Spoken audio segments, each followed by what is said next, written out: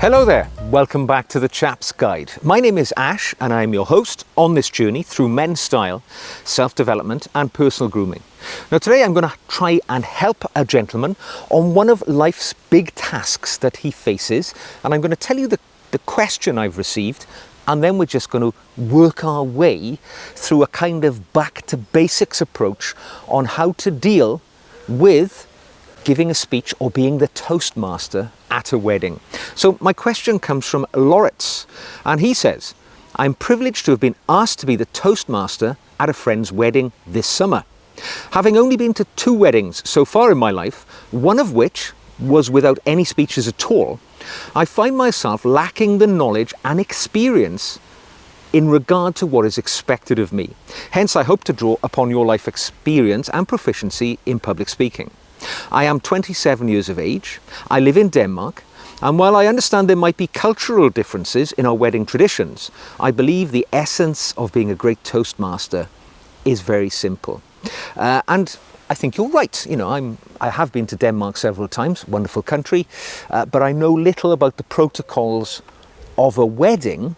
But what I do know is what has been asked of you to be the toastmaster in a friend's, clearly a very close personal friend's wedding, is one of life's singular honours. And what it signifies really is not only that that person holds you in very high regard, but they have a lot of trust within you, because what they're asking you to do is to gracefully glide them and their guests through one of the most significant days of their lives.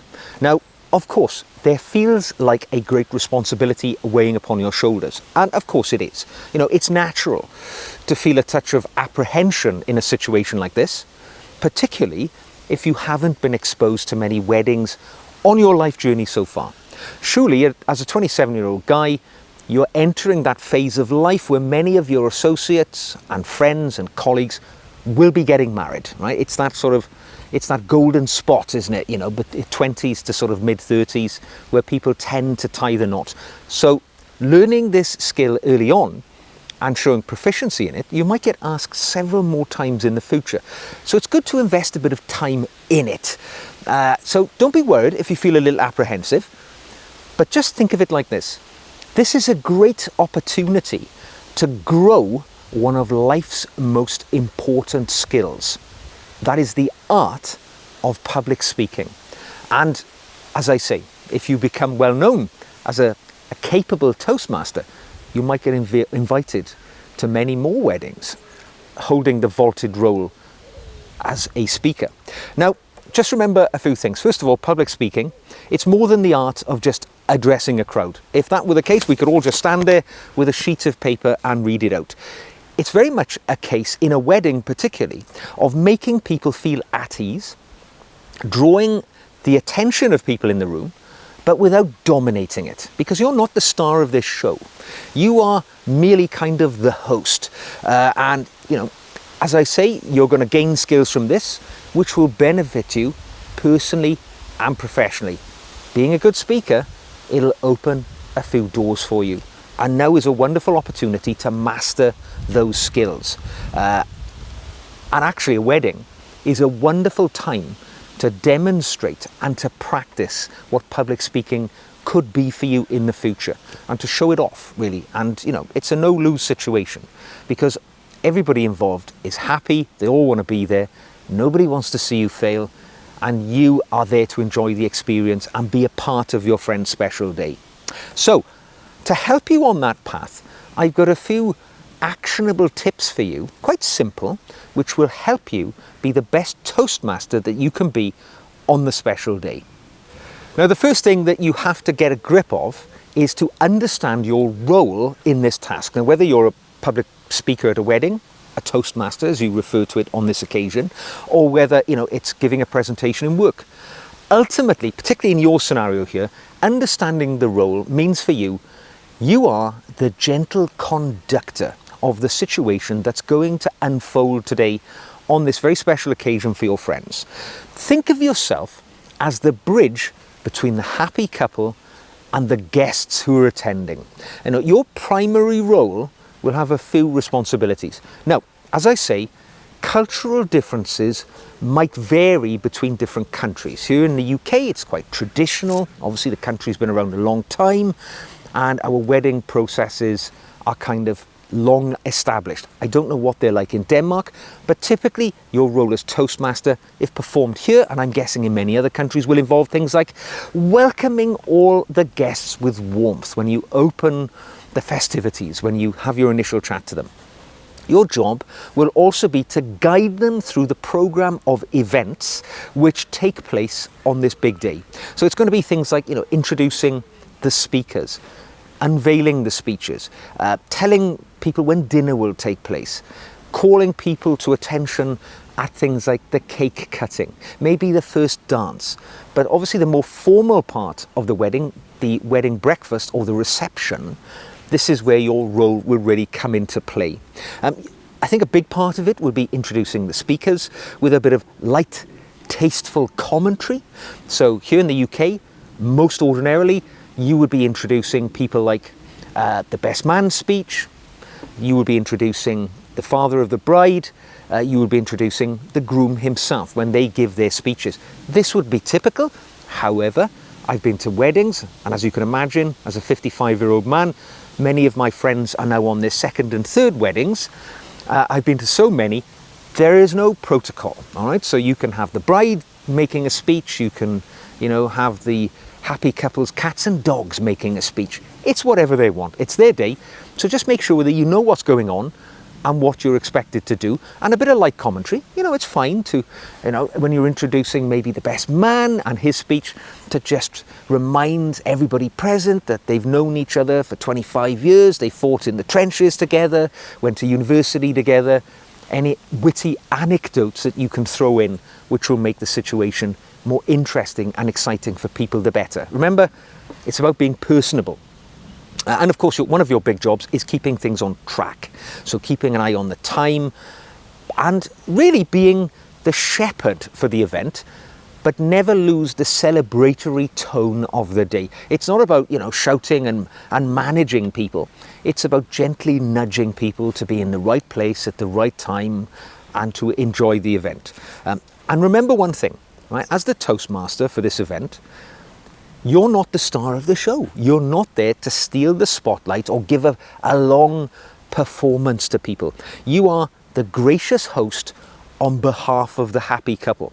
Because basically, this is what the happy couple should be doing, your job, but they're busy, all right? So what they've done is you stand and speak on their behalf whilst they're happily engaged doing, the wedding thing on the day. Keep yourself calm and affable and well prepared, know what's going on, but be ready for the situation. And the more you understand what your role is, the more confident you can be in the delivery of it. And some simple things from my experience, and I've been best man and things like that on a number of occasions over the years, the more you interact with the couple so that you understand what's expected, the better. So what are you expected to wear? Is the wedding, having a sort of uniform for the principal performers? Often here in the UK, people might wear a morning suit if getting married in the morning, or more flamboyant clothing, tuxedos if getting married later in the day. It's important you know what's expected of you. Are you expected to wear something special or not? If so, make sure you get it in advance so you feel comfortable standing up and speaking wearing those clothes. The last thing you want to do is try to give a speech while your trousers are falling down because the trousers are too big, or the trousers being too tight and you can't catch your breath because they're cutting off your air supply. So little things like that. And another thing, the couple controls all of this. So ask them, what tone do you want me to adopt? Do you want me to be laughing and frivolous and tell smutty jokes, or do you want me to really be quite reserved and keep the performance to all of the main speakers, the best man, the father of the bride, and so on and so forth? You understand what they want, so there can be no misunderstanding afterwards. Now, my next tip for you is really quite straightforward. Rehearse with intention, but not with perfection in your mind.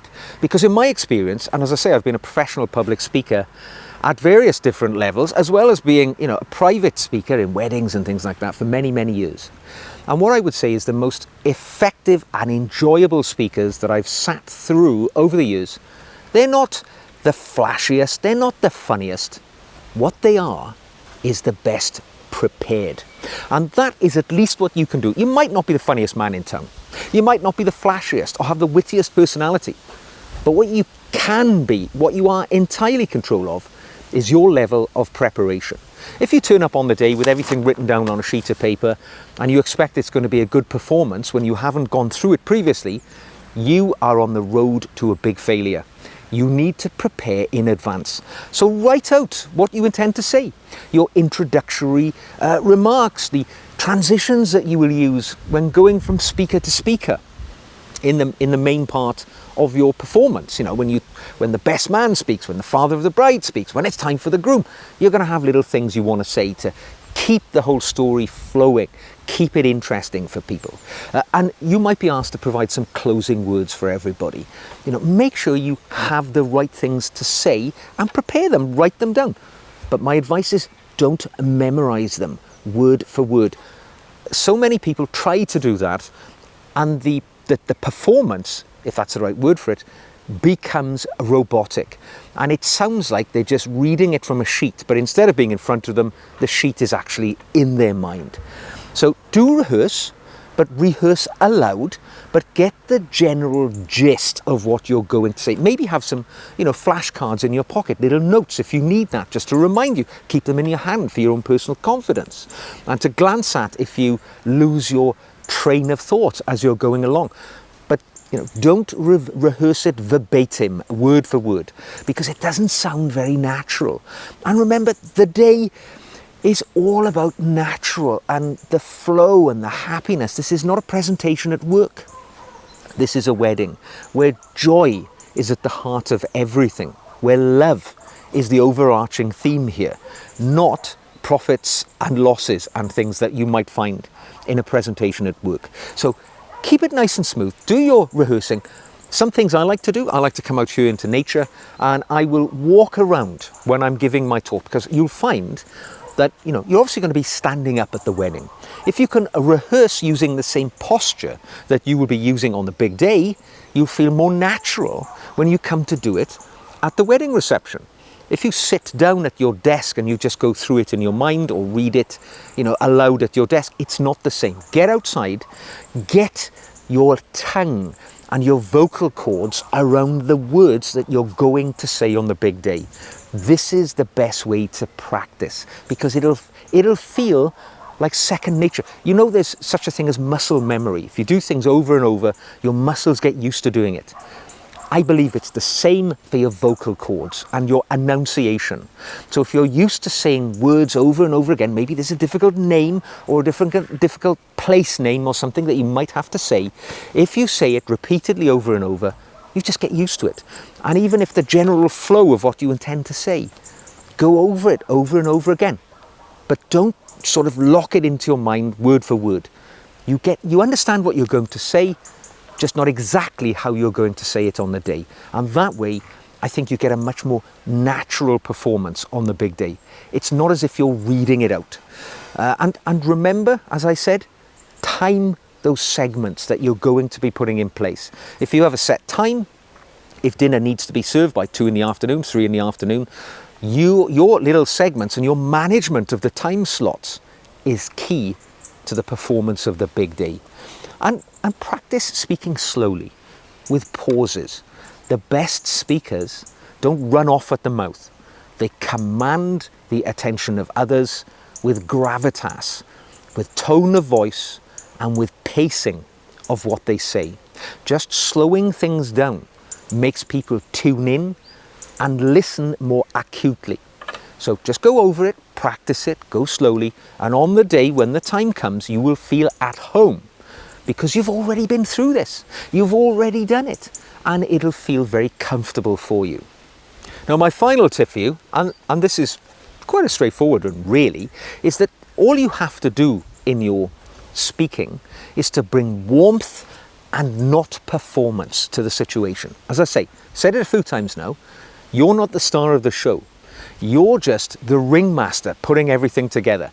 A common mistake, I think, in wedding speakers and speeches, particularly the Toastmasters who get the flow going, is that they try and aim for theatricality in their little segments because they think they have to perform.